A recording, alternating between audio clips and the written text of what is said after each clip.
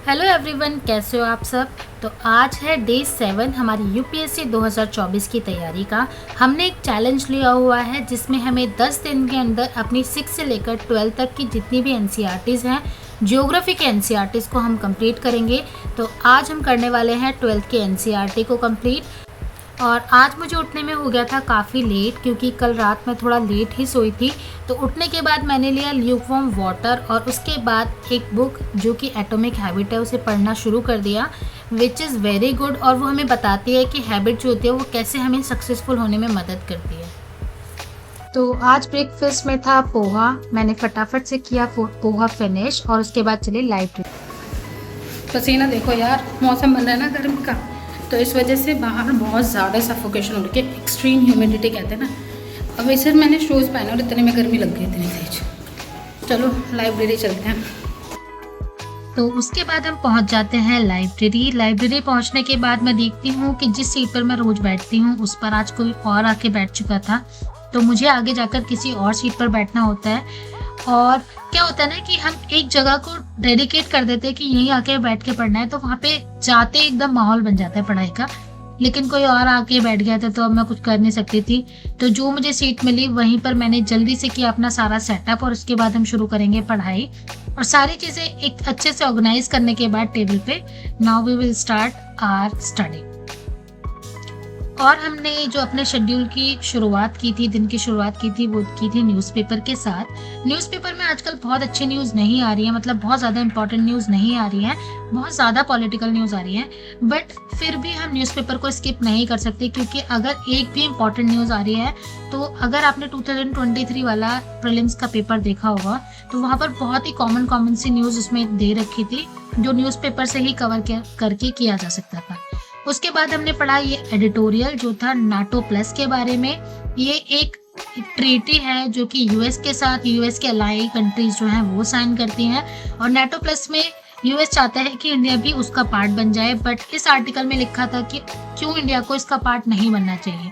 और आज मैं अपनी पानी की बोतल लाना भूल गई थी, तो नीचे जाकर मैं ये छोटी सी बोतल ले आई थी जो 6 रुपए की आई थी। और उसके बाद मैंने देखा ये आंसर जो मैंने लिखकर सबमिट किया था कुछ टाइम पहले, ये इवैल्यूएट होकर आ गया था बट मैंने ध्यान नहीं दिया था। तो आज मैं जब नेट पर एक्सप्लोर कर रही थी तो मैंने देखा कि मेरा जो आंसर है वो इवैल्यूएट होकर आ गया है। मुझे बहुत अच्छे मार्क्स नहीं मिले थे बट स्टिल मैं इसलिए खुश हूँ क्योंकि मैंने ट्राई किया।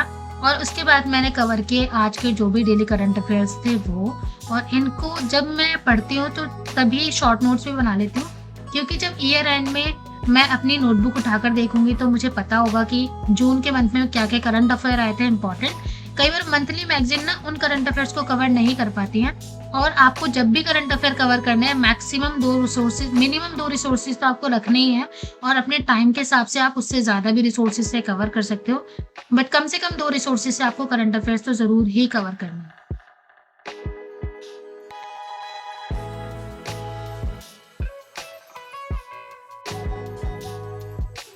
उसके बाद कुछ इम्पोर्टेंट एडिटोरियल भी आए थे जिनको मैं न्यूज़पेपर से तो पढ़ चुकी थी। अब बारी थी कि उसकी जो समरी है उनको भी फटाफट से शॉर्ट नोट्स में अपनी नोटबुक में नोट डाउन कर लूँ। तो बहुत इम्पोर्टेंट आर्टिकल्स थे आज एडिटोरियल के अंदर, जैसे कि नेशनल फैमिली हेल्थ सर्वे जो 6 आने वाला है उसके अंदर से डिसेबिलिटी वाला क्वेश्चन हट जाएगा, उसके ऊपर उसे हाईलाइट किया गया था। और आप लोग को सबको पता होगा जो भी बाहर रह रहे हैं जो खुद कुकिंग करते हैं, ये टमाटर के प्राइस बहुत ज़्यादा बढ़ चुके हैं।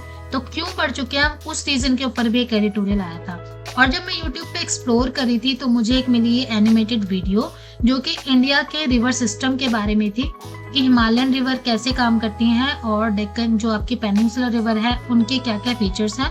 तो मैंने सोचा जब मैं ज्योग्राफी पढ़ ही रही हूँ तो क्यों ना इसको एक बार देखकर अपने ब्रेन में एक विजुअल पिक्चर तैयार कर लूँ। और उसके बाद आज मुझे शुरू करना था इंडिया, पीपल एंड इकोनॉमी। इससे पहले मैं पिछले कुछ दिनों में 6 से लेकर 11 तक की जो एनसीईआरटीज़ है उनको कंप्लीट कर चुकी हूँ, और अब जो मेरा फर्स्ट रीडिंग चल रही है उसमें सिर्फ 12th की एनसीईआरटीज़ बची हैं, और मेरा टारगेट है कि नेक्स्ट 3 डेज में इन एनसीईआरटीज़ को कंप्लीट कर दूँ। तो आज हम जो करने वाले थे ह्यूमन रिसोर्सेज से शुरू करने वाले थे। इस बुक के अंदर अप्रॉक्सीमेटली 150 पेजेस हैं और 12 चैप्टर हैं। यहाँ पर आपको डिफरेंट डिफरेंट एस्पेक्ट देखने को मिलेंगे, जैसे पॉपुलेशन किस तरीके से डिस्ट्रीब्यूट होती है, क्या क्या पॉपुलेशन डेंसिटी है, एशिया के अंदर क्या है, नॉर्थ अमेरिका के अंदर क्या है, साउथ अमेरिका के अंदर क्या है, और किस तरीके से डेंसिटी जो होती है वो डिसाइड होती है। जैसे कि प्लेन्स में आपको बहुत ज़्यादा डेंसिटी देखने को मिलेगी, लेकिन हिमालयन रीजन में आपको बहुत ज़्यादा डेंसिटी उतनी देखने को नहीं मिलेगी। अगर हम वहीं बात करें महाराष्ट्र, यूपी या बिहार की, तो वहाँ पर आपको बहुत पॉपुलेटेड आपको प्लेस मिलेगा। लेकिन अगर आप अरुणाचल प्रदेश चले जाएँ, सिक्किम चले जाएँ, तो वहाँ पर पॉपुलेशन की जो डेंसिटी है वो उतनी ज़्यादा नहीं है। तो क्या रीज़न है इसके पीछे, वो भी मैंने इस बुक के अंदर पढ़ा और समझा। और पॉपुलेशन जो ग्रोथ होती है वो किस वजह से होती है, जैसे कि birth rate, death rate,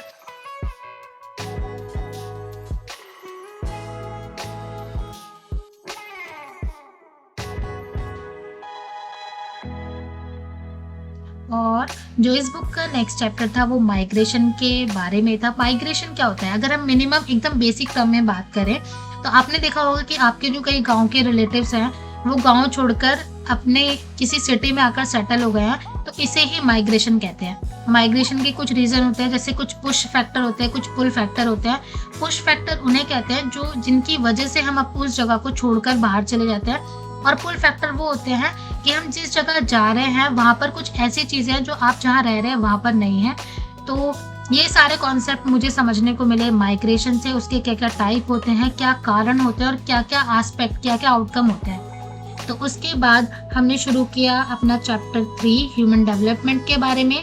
human resources को कैसे डेवलप किया जा सकता है, कैसे हेल्थ, एजुकेशन, ये सारे इंपॉर्टेंट एस्पेक्ट आपको हेल्प करते हैं ह्यूमन रिसोर्स बनने में। और आज मुझसे बहुत बड़ी गलती हो गई दो। एक तो मैं अपनी बॉटल लाना भूल गई, और दूसरा जब मैं बॉटल लेने गई थी तो ये छोटी बॉटल लेके आई। यार एक बार पानी पी रही हूँ और ये बॉटल खाली हो जा रही है। आज मैंने पूरा दिन वाटर कूलर के चक्कर लगाए हैं, और ऊपर से मुझे इतनी ज़्यादा पानी पीने की आदत हो गई ना, मेरा दिमाग ही खराब हो गया। बट फिर भी चलो अब फिर से शुरू करते हैं अपनी पढ़ाई। और अब तक हम पढ़ चुके थे 4 चैप्टर। अब पारी थी 5th चैप्टर की, जो थी लैंड रिसोर्सेज और एग्रीकल्चर के बारे में।